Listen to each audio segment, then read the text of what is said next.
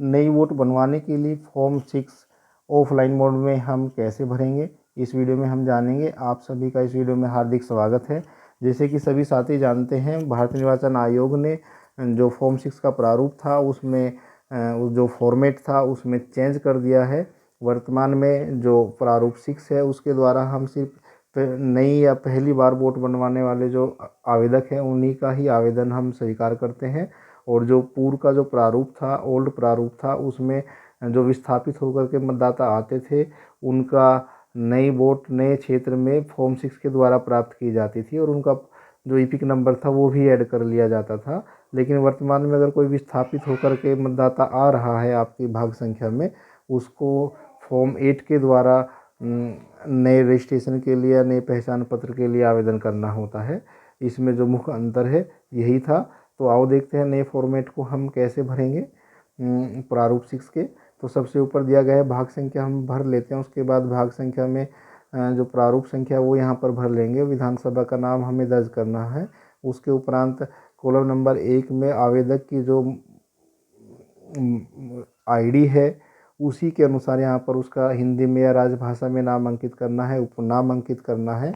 और साथ ही second number पर अंग्रेजी में भी उसका नाम और सरनेम अंकित हम करेंगे, ताकि जो मतदाता पहचान पत्र आए उसमें कोई त्रुटि ना रहे। दूसरे कॉलम में नातेदार का नाम में पिता, माता, पति या पत्नी का नाम, और अनाथ होने की दशा में विधिक संरक्षक जो भी होगा, या तृतीय लिंग होने की दशा में गुरु का नाम पहले यहाँ पर हिंदी में या राजभाषा में आएगा, उसके उपरांत अंग्रेजी में उसका नाम यहाँ पर और सरनेम अंकित किया जाएगा। साथ ही मोबाइल नंबर स्वयं का आवेदक भर सकते हैं या फिर नातेदार का भी वह मोबाइल नंबर यहाँ पर दे सकते हैं, और स्वयं की ईमेल आईडी या नातेदार की ईमेल आईडी वह दे सकते हैं। कॉलम नंबर 7 में आधार की स्थिति, अगर आधार नंबर है तो आवेदक को यहाँ पर उसका आधार नंबर भरना है। अगर नहीं है तो उनको 5(ख) में यहाँ पर टिक करना है कि मेरे पास आधार नंबर उपलब्ध नहीं है। फिर क्या आती है लिंग, आवेदक का जो भी लिंग वर्ग है, जैसे पुरुष, स्त्री या तृतीय लिंग जो भी होगा उसको राइट टिक करना है। और कॉलम नंबर 7 में जन्म की जो तारीख होगी, सबसे पहले डेट, फिर मंथ और फिर ईयर यहाँ पर अंकित करना है। और डेट ऑफ बर्थ के संबंध में जो भी डॉक्यूमेंट्स यहाँ पर प्रारूप 6 में अंकित किए गए हैं उनकी प्रमाणित छाया प्रति जो भी आपके पास उपलब्ध है उनमें से उसकी स्वप्रमाणित छाया प्रति आप फॉर्म के साथ में संलग्न करेंगे। अगर यहाँ पर अंकित दस्तावेज आपके पास उपलब्ध नहीं है तो अन्य दस्तावेज जो भी आप दे रहे हैं उसके संबंध में यहाँ पर नोट स्पष्ट किया जाएगा। कॉलम नंबर 8 में दिया है वर्तमान साधारण निवास का पता, जो भी है यहाँ पर हम पूरा विवरण भरेंगे। मकान नंबर भरेंगे, आपके परिवारजन जिस भी मकान नंबर है मतदाता सूची में मकान नंबर उनको आवंटित है वो यहाँ पर भरते हुए समस्त जानकारी पूर्ण की जाएगी। और निवास संबंधी जो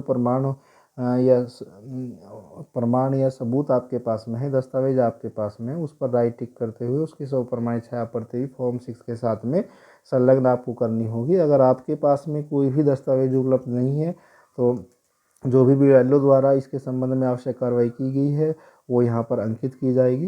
कॉलम नंबर 9 में दिव्यांगता का प्रवर्ग यदि कोई हो, तो अगर व्यक्ति दिव्यांग है तो उसका यहाँ पर उसका वर्ग कौन सा है और उसका दिव्यांगता का प्रतिशत कितना है वो यहाँ पर अंकित किया जाएगा।